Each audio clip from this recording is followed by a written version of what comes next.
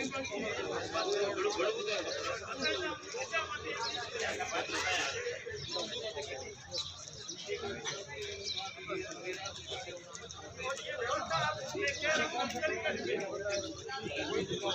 5 दिनों से आप यहाँ पर धरने पर बैठे हैं, लगातार वार्ताएं भी हो रही है, लेकिन ऐसी क्या बात होगी जो अभी तक सहमति बनी नहीं है? और आप लोगों की क्या मुख्य मांगे हैं जिस पर सहमति नहीं बनी आज तक? क्या सहमति का प्रश्न है। कल हमारे सामान्य विधायक रूपाराम जी मेघवाल साहब, जो हमारे वर्ग से बिलोंग करते हैं और अभी सत्ता पक्ष से भी वो है, हमारे बीच में आए। उन्होंने कहा मैं आपके साथ में हूँ। हमने कहा वेलकम, ये आपकी ड्यूटी भी बनती है। लोगों ने कि मैंने किया कि इस परिवार को हो सकता है कि कभी कभी ऐसा होता है कि बड़े समाज के हाथ में दे देते हैं प्रकरण, और वो घर वालों की जो कोई अंदरूनी इच्छा होती है वो बता नहीं पाते और फिर उसको ज़बरदस्ती जकड़ करके पक लेते हैं और फिर मामला सुधरता है, बिगड़ता है। तब मैंने स्थिति को भांपते हुए सभी लोगों को विश्वास में लेते हुए ये निवेदन किया कि रूपाराम जी, जो स्वर्गीय तोगाराम जी और जो अभी गणेश जी है जिन्होंने अपनी ये लीला समाप्त की है, उस परिवार के सबसे नियरेस्ट लोगों में से थे और वो आज शासन में हैं। सामान्य प्रेमाराम जी के भी वो बहुत नज़दीक दोस्त रहे हैं। ऐसी स्थिति में परिवार साहब सभी, मैंने कहा जो ये तोगाराम जी, ये द्वारकाणी परिवार है हमारे का माना हुआ यहाँ का। तो मैंने कहा द्वारकाणी परिवार, उनके जो जवाई है जो वेल एजुकेटेड है, सारे गजेटेड ऑफिसर है, वो लोग बैठ करके, और बाबूलाल जी और रूपाराम जी ये बैठ करके, रूपाराम जी ने भी ये कहा था कि मैं समाज का प्रतिनिधित्व करना है। मुझे कहा किसने, अगर 5, 6, 7 मांगे उसमें मुझे प्रायोरिटी पे 2-3 मांगे बता दी जाए तो मैं बात करता हूँ। तब मैंने सब पूरे समाजों से निवेदन किया और मैंने ये सबसे अप्रूव कराया कि द्वारकाराम जी का परिवार, उसके रिश्तेदार और सामान्य हमारे विधायक महोदय और बाबूलाल जी परियार साहब, ये सभी लोग मिल कर के एकांत में जा कर के जो भी इस परिवार ने की, जो अभी जिस प्रकार की उनके ऊपर आफत आई है और जिस प्रकार का वो न्याय मांग रहे हैं, जो हमारा डिमांड लेटर है वो पकड़ा दिया सामान्य विधायक जी को। और कल का ज्ञापन भी हम लोगों ने प्रशासन को नहीं देखते, हमारे सामान्य विधायक का आदर करते हुए हमने कलेक्टर को भी नहीं दिया और सीधा हमने हमारी प्रतिनिधि जो सत्ता पक्ष से है रूपाराम जी को दिया कि आप कार्रवाई करिए। फिर उन्होंने रूपाराम जी के साथ में यहाँ भी बंद कमरे में बात की। फिर न जाने रूपाराम जी किससे मिले, कलेक्टर साहब से मिले या माननीय विधायक बाड़मेर से मिले, या फिर इन लोगों को भी उन्होंने बुलाया, कहाँ कहाँ बुलाया, क्या बात हुई, इससे हमें कोई मतलब नहीं कहाँ गए। शाम को 9 बजे तक प्रेमाराम जी हमारे पास आए और मैंने भी कल कहा था, रूपाराम जी ने कहा कि मैं देखता हूँ, मेरी नहीं मानता, मैं आपके साथ हूँ। मैंने कहा कि अगर यहाँ से आपकी नहीं मानता है शासन और इसमें भले कम मांगे आप करो या गुड़ की काकरी दे करके इस परिवार को मनाने का काम आपका है, और अगर यहाँ से आप जा नहीं सकते, अगर कोई तुम्हारी नहीं मानता है तो हमें कारण सहित इस समाज को बताना होगा। लेकिन सामान्य विधायक रात को कितने बजे यहाँ से निकले ये मुझे कोई जानकारी नहीं है, लेकिन वो चले गए हैं। समाज, पूरे सर्व समाज को बिना बताए, ये बहुत ही दुर्भाग्यपूर्ण बात है।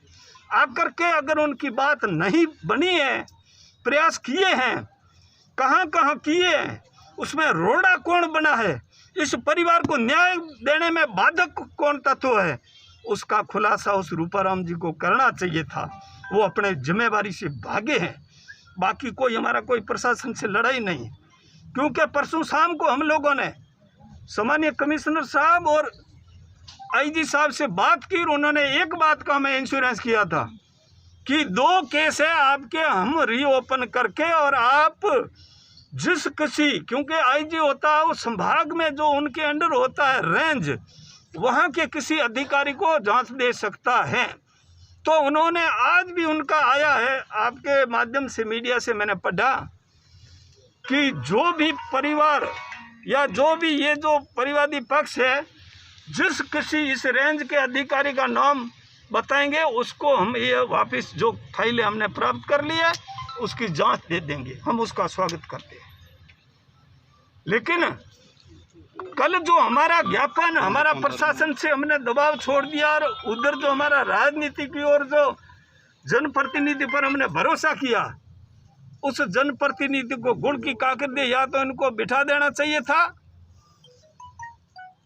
या फिर आकर के ये पूरा जो सर्व समाज है इसको बता देना चाहिए कि मैं तो माथो भांग लियो, लेकिन तुम्हारे इस कार्यक्रम को या पूरे में मैं इतनी मांगे मनवाने में कामयाब हुआ हूँ या मैं जीरो पे रहा हूँ, तो उसके लिए फलाना व्यक्ति मेरे आड़े आ रहा है, वो मानने को तैयार नहीं है। ये रूपाराम जी ने जो नहीं कहा है ये दुर्भाग्यपूर्ण है, ये जिम्मेवारी से भागने की बातें हैं।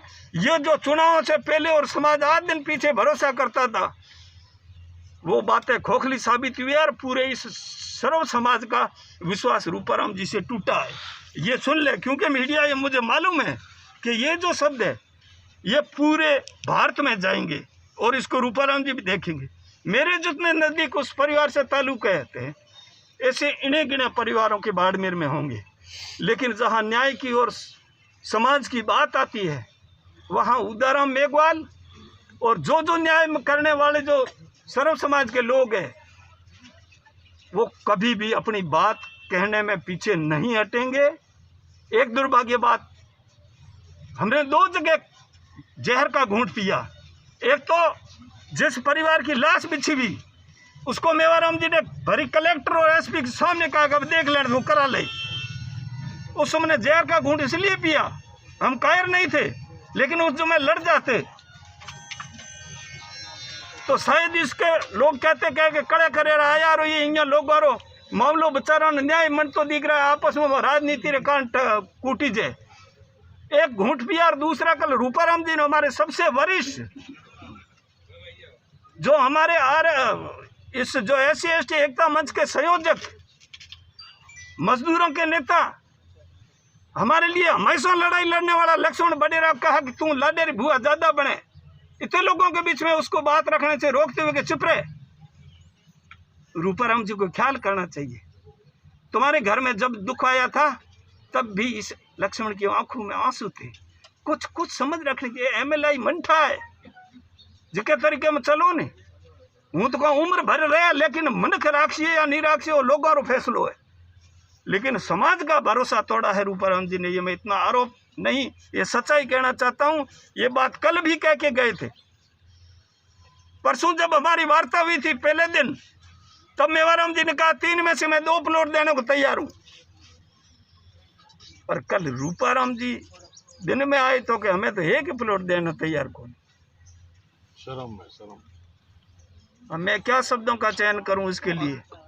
तो उदाराम जी अब क्या मतलब स्थिति क्या गतिरोध ये जारी रहेगा? गतिरोध देखिए, जब तक ये डेड बॉडी पड़ी है, जब तक इसका परिजन पास में बैठे हैं डेड बॉडी पे,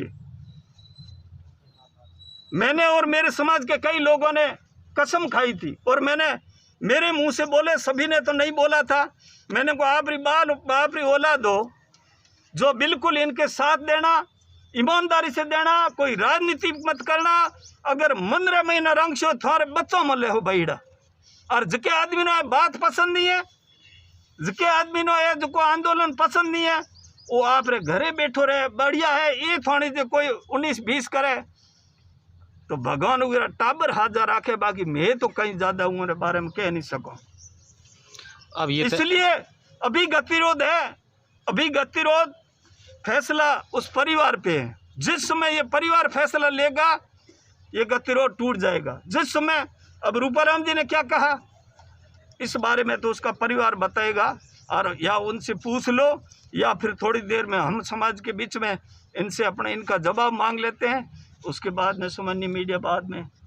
लेकिन एक बात मैं मीडिया वालों को भी धन्यवाद देना चाहता हूँ कि पूरा कोऑपरेट किया इस परिवार को न्याय देने के लिए, पूरी सत्य खबरें छापी है, उसके लिए मैं मीडिया का प्रिंट मीडिया, इलेक्ट्रॉनिक मीडिया का पूरा आभार व्यक्त करता हूँ और आगे भी आपसे यही उम्मीद करता हूँ कि आप इस परिवार को न्याय दिलाने में पूरी अपनी ईमानदारी से सही खबरें आमजन के सामने प्रस्तुत करें। उधर हम शाम तक 6 बजे कर्फ्यू लग जाएगा, फिर ऐसी स्थिति में फिर क्या करेंगे आप? देखिए, ऐसी स्थिति में जो कर्फ्यू लगेगा, अभी मैंने माइक में शब्द सुना, इमरजेंसी शब्द, आपातकाल की स्थिति में हम प्रशासन से पूछ लेंगे कि हम एक डेड बॉडी के पास में आपातकाल स्थिति में कितने लोग बैठ सकते हैं, कितनी दूरी पर बैठ सकते हैं। हम बिल्कुल सामने लिखा हुआ, इस पे थोड़ा आप अपना जाने दीजिए इसको, वीडियो को।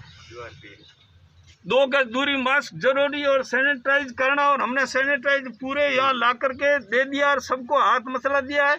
कोशिश ये करके सबको मीटर की 2 मीटर की दूरी वाली तो बात माफ़ी चाहूँगा, लेकिन शाम को जब लग जाएगा और हमें जो भी प्रशासन का निर्देश होगा, जो भी कोरोना की गाइडलाइन होगी, उसको हम फॉलो करेंगे, पूरी तरह फॉलो करेंगे और सरकार के आदेश को, कानून को पूरी तरह मानेंगे। जैसे उदयराम जी आप कह रहे हो कि प्रशासनिक अधिकारी हमारे साथ में, जो जनप्रतिनिधि वो हमारा विरोध कर रहे हैं, तो वो जनप्रतिनिधि कौन है? जो हमारे साथ में नहीं है प्रशासनिक अधिकारी। प्रशासनिक अधिकारी, मीडिया, सब न्याय के साथ में है। हम ऐसी कोई गलत मांग नहीं कर रहे हैं। गलत मांग कर रहे हैं तो प्रशासन हमें कह दे कि ये आपकी गलत है, तो हम, हमारी गलत होगी तो छोड़ देंगे बात। ठीक।